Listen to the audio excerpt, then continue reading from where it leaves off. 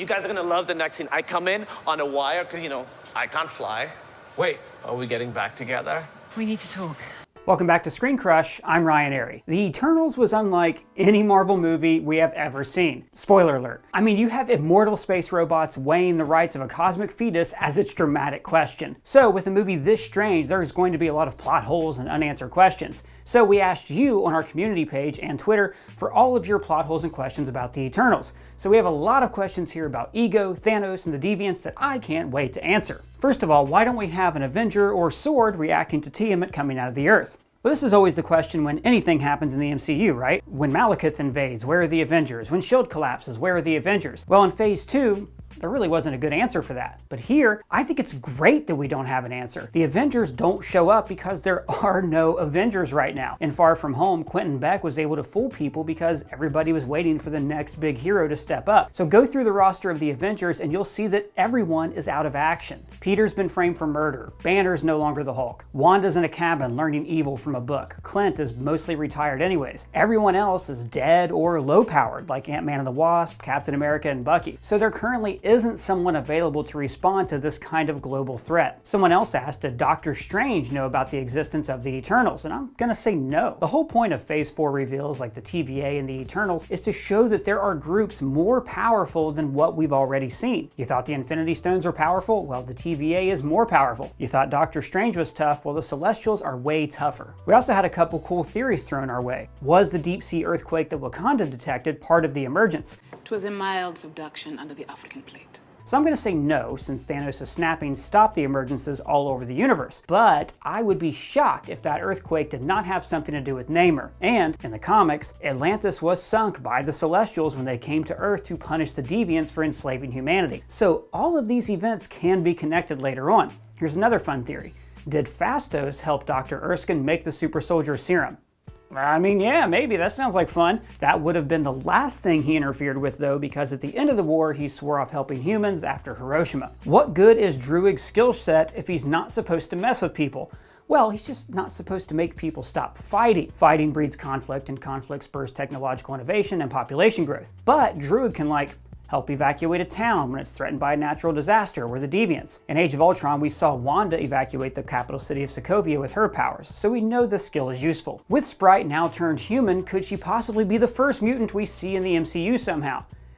I doubt it. I think that when they introduce mutants, it's going to be on their own terms. Maybe the snap will have triggered the mutant gene, but I can't see them adding in the Eternals and complicating the mutant's origin. So I love this one. Does the whole narrative about the creation of the world by the Celestials exist in just a single timeline? So the question is, did the Celestials plant a baby on every Earth in every universe? Well, it's an important detail to note that the Celestials did not create Earth with a baby inside of it. The seed was planted millions of years after Earth was formed. So it's very possible that this is only in one timeline, and that would mean that this was the only universe with Eternals on Earth. Does that mean that in another timeline, the Deviants are attacking Earth and they don't have the Eternals to protect them? Because then that would mean that the Deviants would eat all the people. Well, Doug, no, because the Celestials only placed Deviants on planets that had the Celestial seed. Why does Ajax tell the truth about Tiamat only to Icarus? Well, because he's her second in command, and she knew that he was loyal and would keep this secret to himself. The others grew too fond of humanity, too attached, whereas Icarus always keeps his distance from people and their technology, like how he calls Circe's phone one of those things she's addicted to. So did Ajax and Gilgamesh respawn at the World Forge, or are they dead? Well, I think they're mostly dead.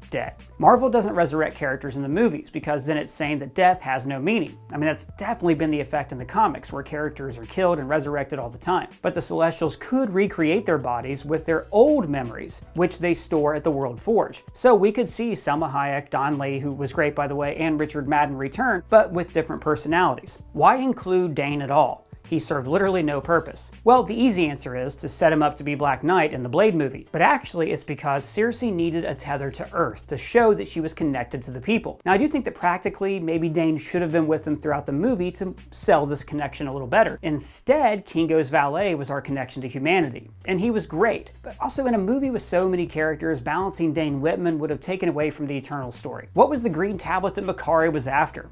You know, I wish I knew. I actually think that she wanted it for Druid because later on, he exchanges Twinkies for the tablet with Icarus. And as we saw, Makari and Druid have kind of a thing. I mean, it's casual, but come on, they definitely smashed. What did they smash? Tell you when you're older. So we had a couple questions about ego, which we actually explored way in depth in our ego origin video a few days ago, if you want to dive down a really deep rabbit hole. So where does ego fit in this whole celestial story? He looks way different than the other ones, and instead of creating planets and galaxies, he essentially feeds off of them. And someone else asked, why would ego plant his seed on the planet when he should have known that Ereshkigal, his cousin or brother, whatever, had planted a celestial inside of Earth? Well, gang, remember, ego thought he was the only celestial. I don't know where I came from exactly.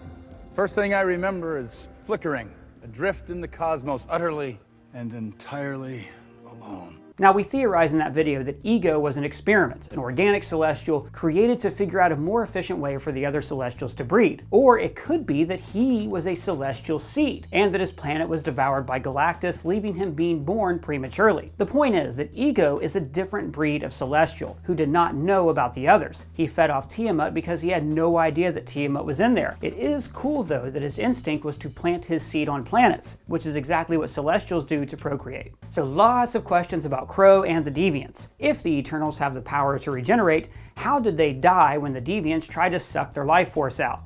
Well, they don't really have the power to regenerate. Ajax has the power to regenerate, and she healed the other Eternals. I think they probably do heal on their own, but it takes longer. Why was Crow able to absorb their powers when no other Deviants had this ability in the last 7,000 years? Well, for one thing, how do we know that no other Deviant had that ability? Maybe they just never got the chance because the Eternals always fought them as a team. But also, Crow was frozen in the ice. The movie implies that he was always a kind of pack leader. As soon as he absorbs Ajax, the other Deviants join him, and he shares the celestial energy with them, which transforms them into other kinds of monsters. So this gave the other Deviants a portion of the Eternals' power. In the movie, they explain that the Deviants are able to evolve. After all, they evolve past the celestial programming to not attack sentient life. So it makes total sense that they could also evolve the ability to transform and become sentient themselves. If Crow absorbed the regenerative ability from Ajax, then how was Thena able to kill him? Well, Ajax also had that regen power and she was killed. So let's just say that the Ajax healing factor has its limits. Crow was sliced apart like a battle droid, so he couldn't heal. And we have some questions about Thanos, many of which we covered in this video about his real plan. Why did the Celestials not stop Thanos? They want population growth while Thanos wants to halve the population. So we did a video a few weeks ago about why Thanos was right, theorizing that he actually wanted to stop Kang's multiversal war. In that video, we also point out that his plan to halve the universe was really dumb, because it would only take 69 years for the Earth to recover its population. Now, the Celestials are billions of years old. Do you really think that they would care about something that would take less than 100 years to reverse? It's the equivalent of waiting for a card reader to finish reading your credit card. Someone else asked, if the point of their mission was to make sure intelligent life was abundant, I'd imagine that stopping Thanos from wiping out half of it, on a universal scale no less, would have been top priority. The excuse of not interfering because they were told not to is even weaker sauce than I thought it would be. No, not really. I mean, the Eternals think of the Celestials as gods, and their god told them to only interfere when the Deviants were messing with humans. They would trust that anything else that happened was all part of their god's plan. Plus, they had seen humanity survive numerous disasters, wars, floods, New Kids on the Block. They knew that people would bounce back. If Thanos is an Eternal, then was he a robot? Okay, so this is muddy because the mid-credit scene says that Eros is the brother of Thanos. Eros is also apparently an Eternal. So we broke this down in a couple of other videos, but I see three options.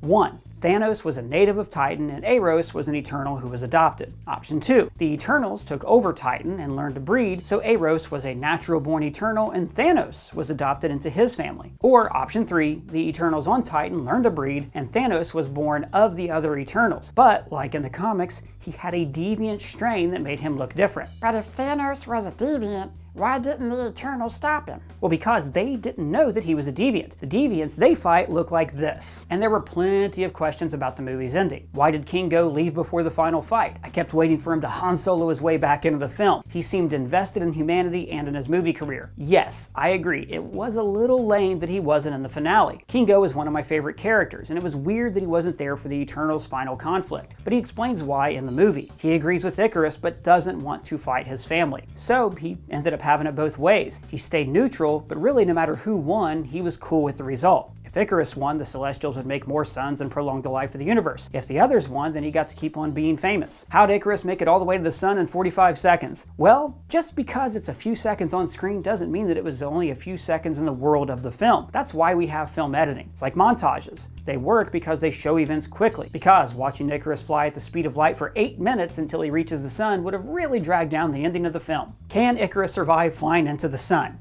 I'm gonna say, like most Icari, the answer is no, but it wouldn't surprise me if the Celestials saved him before he burned up, or if like a wormhole opened so he could travel into another movie. And finally, why were some Eternals taken by Ereshkigal at the end and some weren't? Because these were the Eternals that were still on Earth. Ereshkigal wanted to take their memories back to the World Forge, study them, and determine if humanity was really worthy of survival. Well, if you have any other questions or plot holes, be sure to put them in the comments or at me on Twitter. And if it's your first time here, please subscribe and smash that bell. For Screen Crush, I'm Ryan Airy.